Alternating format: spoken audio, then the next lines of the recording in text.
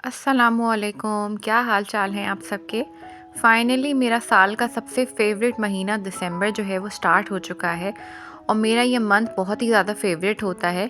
सिर्फ मौसम की वजह से ही नहीं बल्कि मैं अपनी रूटीन को, अपनी होम मेकिंग की रूटीन को बहुत ही ज़्यादा इंजॉय करती हूँ, ख़ास करके शाम की रूटीन को। तो आज आपके साथ अपनी इवनिंग रूटीन ना तो सिर्फ शेयर करूँगी बल्कि साथ साथ ना कुछ होम मेकिंग टिप्स भी शेयर करने लगी हूँ। तो चले स्टार्ट करते हैं। बिस्मिल्लाहिर्रहमानिर्रहीम। अच्छा, आजकल जो है ना वो दिन बहुत ही ज़्यादा छोटे हो चुके हैं, तो मेरी ये कोशिश होती है कि नेक्स्ट डे जो मुझे बनाना है ना, ख़ास करके इवनिंग के लिए, क्योंकि इवनिंग्स ना मैं बहुत एंजॉय करती हूँ और मेरा दिल करता है कि मैं ना कुछ न्यू ट्राई करूँ। खाना जो है ना मैं वो सुबह ही बना के रख लेती हूँ। तो आज ना मेरा इरादा था कि मैं बनाने वाली हूँ हेल्दी स्टाइल में बनाना ब्रेड। सो इसीलिए मेरी टिप नंबर 1 भी आपके साथ यही है कि जब भी आपका दिल करे इस मौसम को एंजॉय करने के लिए, इवनिंग में कुछ नया बना के खाने को, तो पहले से ना प्लान करके रख लिया करें। अच्छा, बनाना ब्रेड वैसे तो बाज़ार में मिल जाती है आराम से, नो डाउट, लेकिन थोड़ी-सी महंगी होती है। थोड़ी-सी क्या, मैं तो कहूँगी आजकल जिस तेज़ी से, जिस स्पीड के साथ जो है ना वो इन्फ्लेशन राइज़ हो रहा है, ना तो सिर्फ़ पाकिस्तान में राइज़ हो रहा है बल्कि दूसरी कंट्रीज़ में भी ना बहुत ज़्यादा इफ़ेक्ट हो रहा है इन्फ्लेशन का। तो मुझे लगता है कि अब ना घर में बना के ही चीज़ों को खाना बेहतर है, क्योंकि एक तो घर घर की बनी हुई चीज़ जो होती है ना उसकी बात ही कुछ और होती है और दूसरा वो बाज़ार से तो काफ़ी हद तक सस्ती भी होती है। तो अभी यहाँ पे देखें, मैंने जो है वो ले लिया है, 2 अंडे ले लिए हैं और मैं ना इसमें स्टीविया यूज़ करूँगी। ब्राउन शुगर का इस्तेमाल बिल्कुल नहीं करूँगी और ना ही वाइट शुगर का इस्तेमाल करूँगी, बल्कि मैं इसमें स्टीविया यूज़ करूँगी, क्योंकि मैं बहुत ज़्यादा डाइट कॉन्शियस हूँ और मुझे बहुत अच्छा लगता है शाम की चाय के साथ जो है ना वो इस तरह की चीज़ें खाना, ख़ास करके केक्स वग़ैरह। महंगाई के इस ज़माने में सिर्फ़ इसलिए जो है वो बाज़ार से चीज़ें ख़रीदना ताकि हमें कोई थोड़ी बहुत मेहनत ना करनी पड़े घर में, मैं इस चीज़ के बहुत ज़्यादा ख़िलाफ़ हूँ। मुझे लगता है कि हर घर की बनी हुई हर चीज़ जो है ना वो बहुत ही साफ़-सुथरी होती है और हेल्दी भी होती है। तो थोड़ी-सी अगर हम एफ़र्ट डाल लें और थोड़ा-सा अगर हम काम कर लें ना, तो वही चीज़ हम घर में भी बहुत अच्छे तरीके से बनाकर खा सकते हैं और बल्कि वो हमें सस्ती भी पड़ेगी। सो यहाँ पे देखें, अभी मैंने 2 अंडों को अच्छे से फेंट लिया था और रूम टेम्परेचर के वो अंडे थे। उसके अलावा मैंने इसमें स्टीविया के साशे डाले। अगर आप भी मेरी तरह स्टीविया के साशे यूज़ करें तो आप ना अपने हिसाब से फिर साशे डालिएगा। इसके अलावा मैंने इसमें डाला था थोड़ा-सा बटर। अच्छा, बटर जो है वो आपने लेना है अनसॉल्टेड, सॉल्टेड बटर का इस्तेमाल नहीं करना। इसके अलावा आपने इसमें डालना है बेकिंग पाउडर और बेकिंग सोडा। बेकिंग पाउडर और बेकिंग सोडा मैंने लिया था तकरीबन हाफ़ टी स्पून और आपने दोनों चीज़ों का इस्तेमाल करना है, क्योंकि बेकिंग सोडा और बेकिंग पाउडर जो है ना वो दोनों अलग-अलग तरीके से काम करते हैं बेकिंग में। अच्छा, अब ना ये मैं यहाँ पे मैदा मेजर करके डाल रही हूँ। तो आपने अगर मेरी रेसिपी को ही फ़ॉलो करना है ना, तो आप ना अच्छे तरीके से वीडियो को देख लीजिएगा और हमेशा याद रखें कि मैदा जो है ना आपने हमेशा छान के ही इस्तेमाल करना है। कभी भी बिना छाने हुए मैदे को आपने डायरेक्टली नहीं डालना है, क्योंकि जब हम मैदे को छानते हैं ना तो उसकी एयर अच्छे तरीके से निकल जाती है। अगर तो एयर रह जाए ना बेकिंग के दौरान, तो आपका केक जो है ना वो फूलता नहीं है, बहुत ही अजीब-सा बनता है। सो 1 कप मैदे को जो है ना मैंने अच्छे तरीके से यहाँ पे छान लिया था और अब जो है ना मैंने दूध तकरीबन हाफ़ कप लिया था। अच्छा, मुझे बेकिंग करते हुए इतनी आदत हो चुकी है कि अब लिटरली मुझे मेजर करने की भी ज़रूरत नहीं पड़ती, अल्हम्दुलिल्लाह। लेकिन आप फिर भी, आपके लिए मैं बता रही हूँ, अगर आप मेरी रेसिपी को फ़ॉलो करें तो मैंने हाफ़ कप दूध को जो है ना वो सॉसपैन में गर्म होने के लिए रख दिया था। साथ मैंने हाफ़ कप ऑयल लिया और जो 2 बनानास मैंने मैश करके रखे थे वो भी जो है इसमें ऐड कर दिए थे। दूध अच्छे से गर्म हो गया था, वो भी इसमें ऐड कर दिया।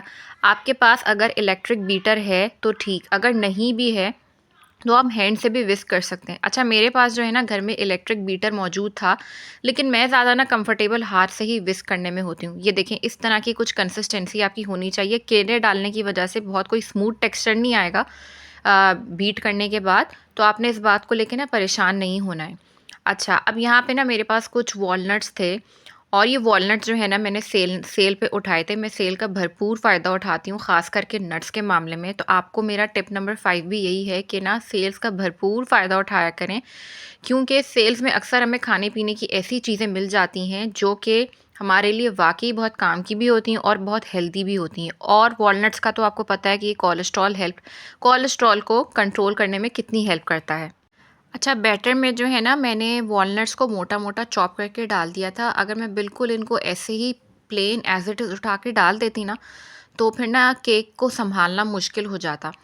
तो अभी यहाँ पे देखिए मैंने जो है एक नॉर्मल पैन ले लिया है। आपके पास घर में जो भी जिस भी साइज़ का बेकिंग पैन अवेलेबल हो वो आप लेके उसको अच्छे तरीके से ना ऑयल लगा के ब्रश कर लीजिएगा। ज़रूरी नहीं है कि बेकिंग के लिए जो है ना आपके पास बेकिंग पेपर का ही होना लाज़िम हो। अब ये देखें, ये भी टिप नंबर 5 है आपके साथ, कि आप ना बिना बेकिंग पेपर के आराम से जो है वो अपने घर में बेकिंग को एंजॉय कर सकती हैं। मैंने बस थोड़ा-सा ऑयल लिया, उसको पैन में डाला और उसी के साथ जो है ना अच्छे तरीके से चारों किनारों को जो है वो ब्रश कर लिया। उसके बाद थोड़ा-सा मैदा डाल के उसको फिर से जो है वो चारों किनारों में अच्छे तरीके से फैला दिया, मतलब कि हाथ की मदद से। आपने अभी वीडियो में देखा भी होगा। उसके बाद मैंने इसमें अभी डाला है बैटर। अच्छा, मैं ना चाह रही थी कि इसमें थोड़ा-सा ना कॉफ़ी का टेस्ट आए, तो मैंने ऊपर से ही ना थोड़ा-सा कॉफ़ी इसके ऊपर स्प्रिंकल कर दिया था। आप चाहें ना तो ये ऑप्शन जो है ना वो स्किप कर सकते हैं, और अगर मेरी तरह आप में से भी कोई ना डाइट कॉन्शियस है तो इस रेसिपी को तो मस्ट फ़ॉलो करना है आपने। आपका एक बहुत ही हेल्दी किस्म का बनाना ब्रेड बन के तैयार हो जाएगा और आप इसको एंजॉय कर सकते हैं। अच्छा, सर्दियों का मौसम है और मुझे ना ये बहुत होता है सर्दियों के मौसम में कि मैं जो हूँ ना अंडा लाज़मी लूँ, क्योंकि अंडा खाने से ना आपके अंदर गर्माइश पैदा होती है। और ऐसा होम मेकर आपको इस तरह की नेचुरल चीज़ें अपनी डाइट में रखनी चाहिए, जिससे ना आपको आसानी हो, क्योंकि अगर आप खुद फिट रहेंगी तभी तो अपने घर का भी ख्याल रख सकेंगी। तो सुबह ना मैं उबले अंडे लाज़मी लेती हूँ, वो लेना भूल गई थी, तो अब शाम का टाइम था और मैं नहा के निकली थी, तो मुझे ये था कि मैं कोई गर्म चीज़ ले लूँ। सो मैंने यहाँ पे ना अपने लिए अभी 2 अंडे उबाल के रखे हैं, और जितनी देर में ये उबलेंगे ना मैं जो हूँ वो बर्तन धो लूँगी। बेकिंग करने का शौक़ मुझे बहुत ज़्यादा है, लेकिन बेकिंग करने के बाद जो गंदगी होती है ना किचन के अंदर, इतनी चीज़ें जमा हो जाती हैं। और ना मैं आप सबको यही टिप देना चाहूँगी कि अगर आप भी मेरी तरह जो है वो किसी फ़ॉरेन कंट्री में इंडिपेंडेंटली रहते हैं, मतलब कि घर का सारा जो काम है और जो ज़िम्मेदारी है वो आपके ऊपर है, तो बर्तनों को ना कभी सिंक में मत छोड़ा करें, हाथ के हाथ ना फ़ौरन धो लिया करें। उसमें ना आपके अपने लिए आसानी होती है। अच्छा, मेरा जो किचन है ना वो देखने में बज़ाहिर तो बहुत बड़ा है, लेकिन सामान वग़ैरह रखने के लिए ना, जैसे कैबिनेट्स हो गए और ये जो क्या कहते हैं, इसको कहते हैं किचन का सिंक। तो ये जो किचन का सिंक है ना, ये भी कोई ख़ास कुछ इतना बड़ा नहीं है, तो इसलिए मैंने ना बहुत ही सोच समझ के अपना ये डिश ड्रेनर लिया है। और आपको भी मैं यही कहूँगी, अगर आपका भी किचन मेरी तरह इसी तरह का है ना, तो जो आपका डिश ड्रेनर है ना उसको बहुत ही सोच समझ के लीजिएगा। मेरा ये जो डिश ड्रेनर है ना ये बहुत ही कॉम्पैक्ट साइज़ का है और बिल्कुल सही है मेरे किचन के लिहाज से। ना तो ये बहुत ज़्यादा बड़ा है और ना ही बहुत ज़्यादा छोटा। हम हैं भी 4 लोगों की फ़ैमिली, तो इस लिहाज से ये बिल्कुल ठीक है, क्योंकि 4 लोगों के हिसाब से जो है ना वो घर में इतने बर्तन होते भी नहीं हैं। बहुत ही मुनासिब से मैंने बर्तन रखे हुए हैं ताकि मेरे ऊपर कोई इतना धोने वगैरह का लोड ना पड़े, और यहाँ पे इतना मेहमान नवाज़ी का चक्कर भी नहीं होता।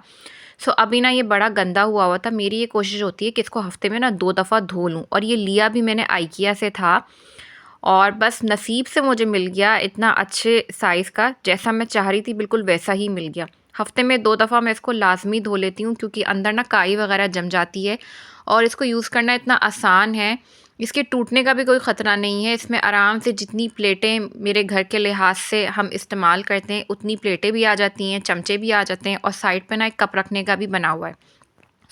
इसको ना मैंने अच्छे तरीके से धो लिया था।